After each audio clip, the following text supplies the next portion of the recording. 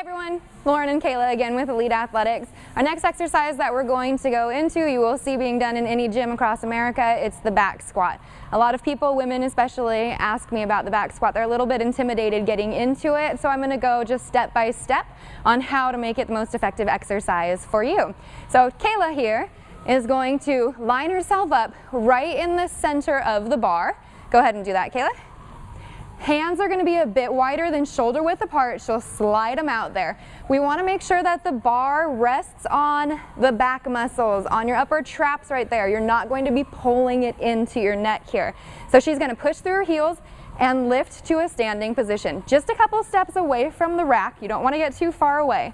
From here, she's going to bring her elbows in just a little closer to her body, making sure that we're engaging the lats and have the shoulder blades slightly together. This is so she will not fall forward and round her back in her squat. And then Kayla, go ahead into a squat. Nice. And coming up, you'll see that she really sits back into her heels and her hips here, driving the chest up first and the hips coming in right underneath the rib cage. Good. Go ahead and give me one more. Take a big inhale in, sit back into the hips. Up, and go ahead and re-rack. Nice.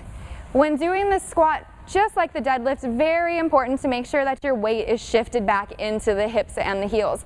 If you feel like you are collapsing in the squat, going down, down, and coming up butt first, then I would recommend really getting comfortable in a body weight squat first, and then putting the weight on your back.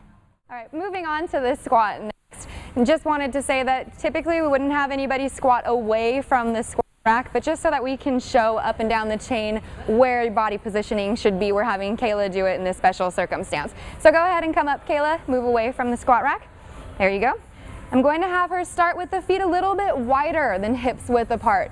When we're squatting, you want to turn, for most people, this is for most people, some people can squat with the toes straight on, but most individuals need to have a slightly angled out of the toes. So go ahead and turn your toes out just a little bit. Reason being, the knees should be pushed out in the same direction as the toes as you're lowering into the squat.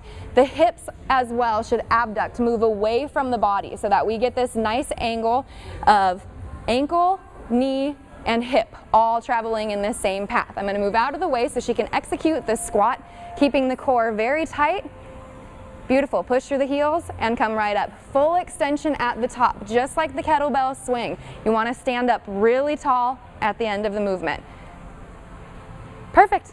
And now carefully, go ahead and walk back.